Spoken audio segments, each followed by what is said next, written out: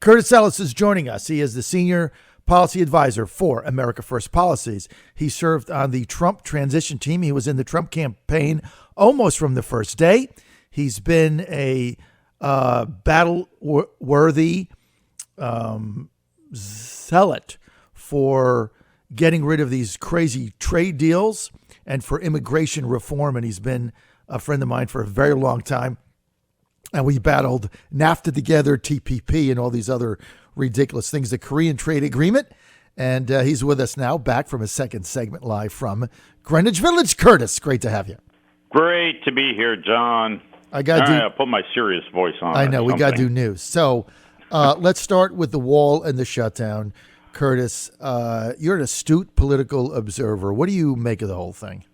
Well, I think it's very amazing that everybody in the media seems to go along with the Democrats' view that America is the government, right? Chuck Schumer says, President Trump has thrown the country into chaos. Well, that's not true. But what he's revealing is his view that basically conflates the government with the country. If you shut down 1/3 of the government, you've not shut down the country. I assure you that. As I was saying in the last segment, the junkies nodding out on the street here are still nodding out on the street. Nothing's changed. The taxi cabs are still running. People are still buying things and shopping in the stores. You know, it's all going forward. But the Democrats seem to think that the government, and a lot of people in Washington, not just the Democrats, you've got a lot of people in Washington, because there's only one industry in Washington, that's government.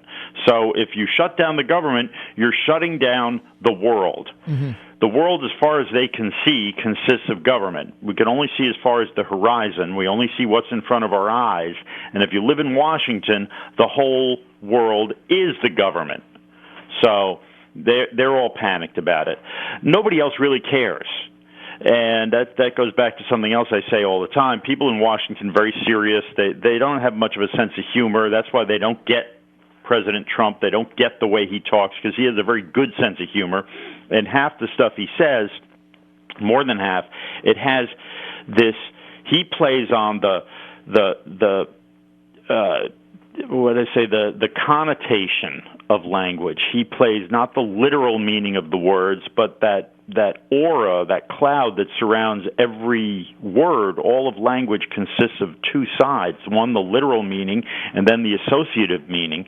He uses that side, sort of like the left brain and the right brain. He uses that part of language. They don't get it in Washington because they're all literal, and they have no sense of humor. And it's ridiculous that they have no sense of humor in Washington, because the rest of the country thinks Washington is a joke, but they don't get it. So they're all panicked about the government shutdown. Nobody understands that the rest of the country really doesn't care if a few government bureaucrats don't get a paycheck for a while, because when it comes back and the government's opened up again, they all get their back pay. So most of these people are like really happy. They're getting their Christmas vacation. The people who actually work for the government, they're not even worried about it. It's just these posturing politicians. How this is going to end? Well, I hope President Trump stays strong and doesn't give in and doesn't let these weasels get away with this. We need the wall. It's that simple. And look, what he should do is he should say the government workers won't get paid.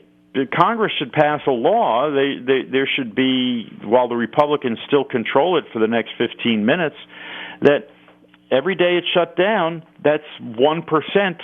Or every 3 days, that's 1% less they're going to get paid. Then you'd see the Democrats start hopping, because that's their prime constituency, government workers. That's who the Democratic Party really represents now, government workers. Mm-hmm. That's it. Mm-hmm. So if they want to play these games and shut the government down, well, who's going to pay? You reduce the budget of each of those agencies by that percentage and take it right out of the paychecks of the Democrats' prime constituency. Their constituency consists of government workers and illegal immigrants. That's the Democratic Party's prime. That's who they work for. That's who they care about. They don't care about average hard-working Americans or even above-average hard-working Americans. They care about the illegal immigrants first.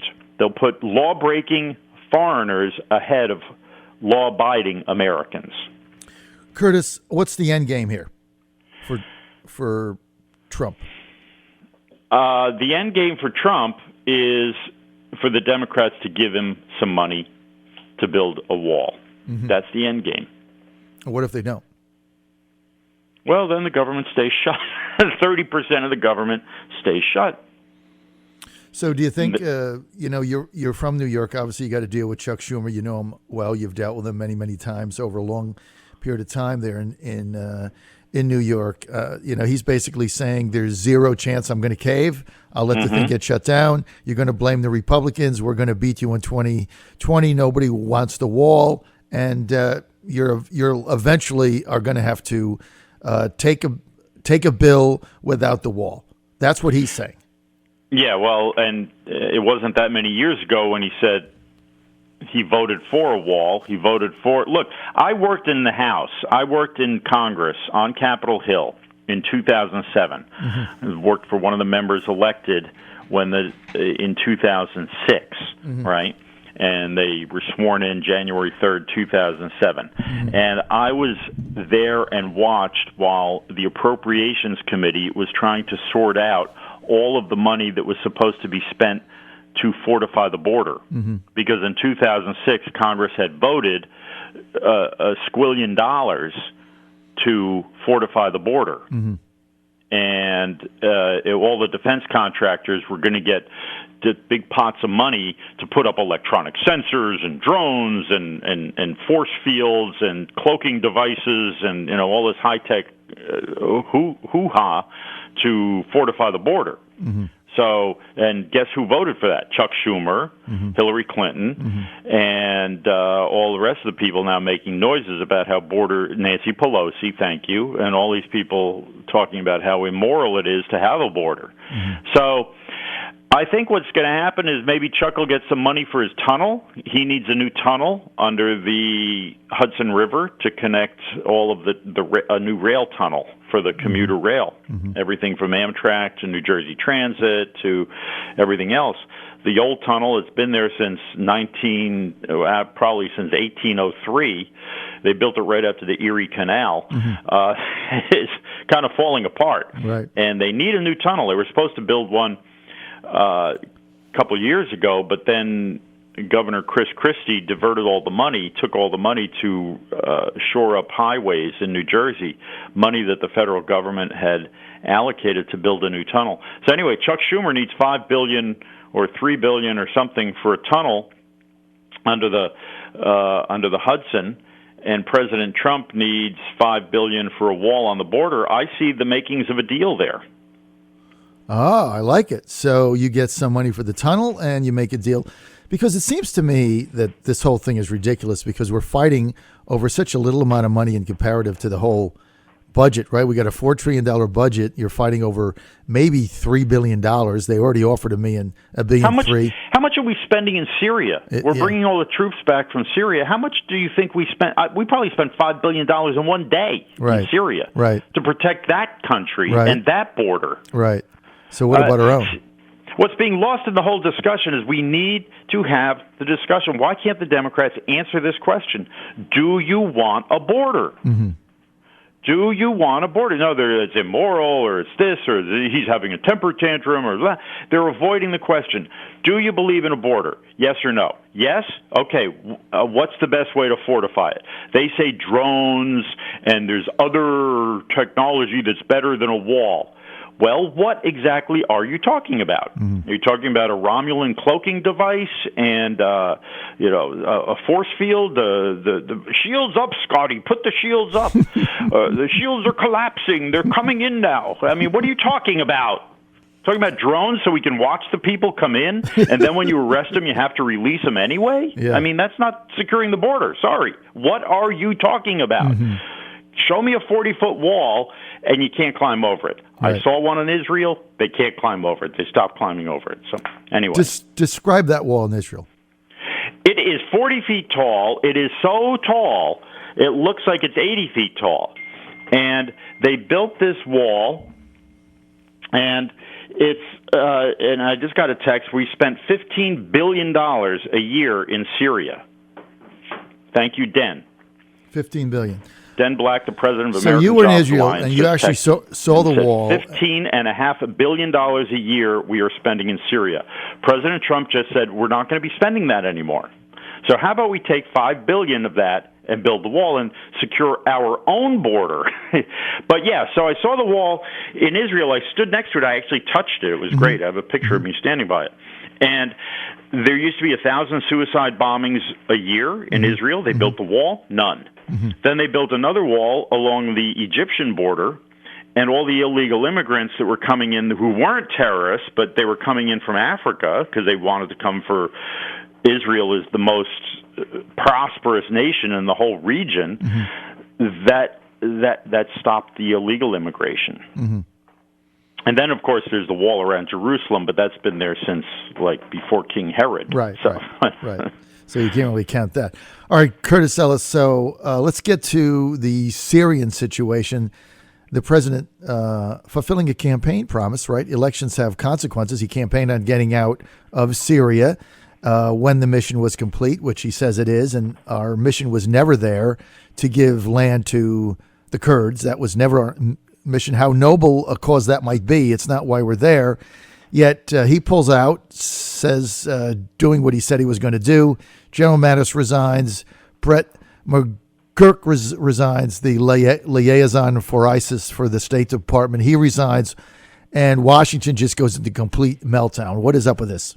Yeah, it's typical Washington going into complete meltdown. So, look, we've shut down the government and we've shut down McGurk. Good. So McGurk's gone. Great. So now when we open up the government, we don't have to pay a McGurk. What do we need a McGurk for anyway? Remember, when President Trump chose Jim Mattis to be Secretary of Defense, all of the Democrats were in meltdown mode. Like, oh my gosh, this guy, he was just a general. They had to pass a special law to allow him to be in because he hadn't been retired long enough.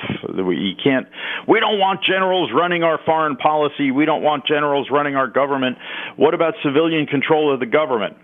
Well, now the President Trump is exercising civilian control of the military by saying enough of this endless war. Now the Democrats are all freaking out. Oh, well, the only adult in the room is left. Oh, poor Jim Mattis is gone. Now we don't have any adults running the show. I mean, this is just such hypocrisy and ridiculousness. Look, we don't need endless wars. Who needs endless wars? The generals, the ladder climbers in the Pentagon. You can't get a promotion unless you've had either combat experience or commanding the combat troops. So they want the wars to go on forever because then they can get more stars on their shoulder. They're not the ones fighting. They send 19-year-olds from Ohio and from Kentucky. Those are the ones who bleed and die and get their limbs blown off and get their brains turned into scrambled eggs by bombs. Not them. They're sitting somewhere in the Pentagon, commanding $5 billion budgets, and then when they retire, they go to work for the people who sell the weapons and weapon systems and earn a gazillion dollars doing it. That's their career is built on endless war. And so when President Trump comes and upsets their little gravy train by doing what every American wants, which is enough of these endless wars in the Middle East, which accomplish nothing, they go freak out. And it's just amazing to watch. The Democrats, who used to be the peace party, they were all the hippies with the love beads, the acid and the amnesty for the draft dodgers and abortion. Now they're all screaming, how dare you end a war? This is irresponsible. And by the way, the Kurds, God bless the Kurds. We love the Kurds. Kurds and Way, Little Miss Muffet sat on a tuffet and all that. But the Kurds want to set up a communist state. This is a communist organization. The Kurds, now they're doing a great job in northern Iraq. The Kurds have their little mini state, their micro state up there, and I guess they're doing quite well. But lost in the shuffle, because the news media doesn't report this, Saudi Arabia has sent troops to the Kurdish areas of Syria to protect the Kurds, to help the Kurdish military. Because, newsflash here, folks, Saudi Arabia and Turkey don't get along. Mm-hmm. So if Erdogan wants to crush the Kurds, Saudi Arabia just said, oh, well, not so fast. Mm-hmm. Because you want to make a big deal about what we did to Mr. Khashoggi in the Saudi embassy in Istanbul? Mm-hmm. Well, okay. Well, we're going to mess with your little party, too, when you try to make scrambled eggs out of the Kurds. You're going to have to do it over us. Mm-hmm. So, luckily, the Saudis owe President Trump a favor, and I think he just called in the favor. Well, you protect the Kurds. We're coming home. I mean, look, the Middle East, these people have been fighting these wars for thousands of years. That's been our point from the beginning. You're never going to solve it. And the president campaigned to get out of Syria. It's not our objective to topple the Assad government.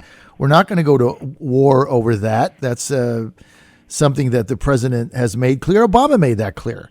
And Obama had already reached the conclusion that what we were doing in the Middle East was not particularly getting us anywhere. Right. That's why he drew down. I mean, he's like, there's no end game here.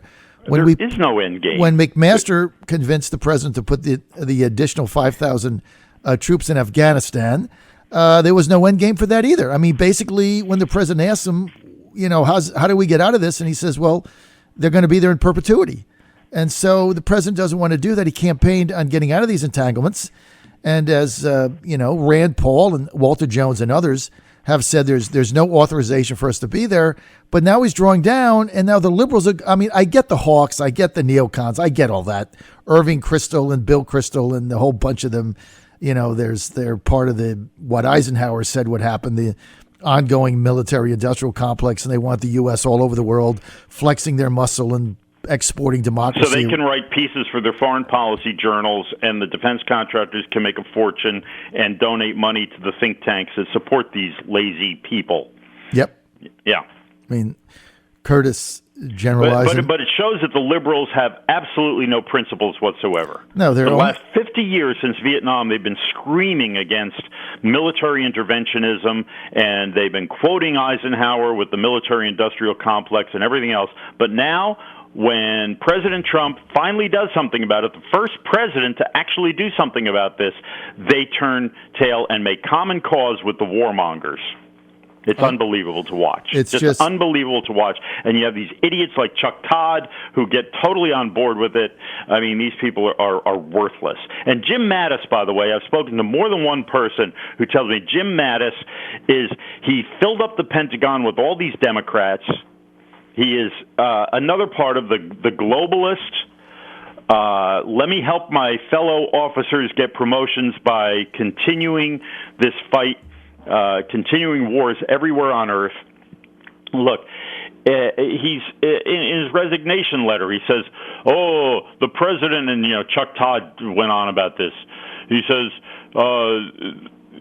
Jim Mattis said that this president has been very distinct from every president since World War II, going back to World War II. The president doesn't share the same worldview as every single president going back to World War II. That was 70 years ago, folks. If you have the same worldview as going back to World War II, it's like Rip Van Winkle, wake up already. This is a different world. I hope you have a different worldview.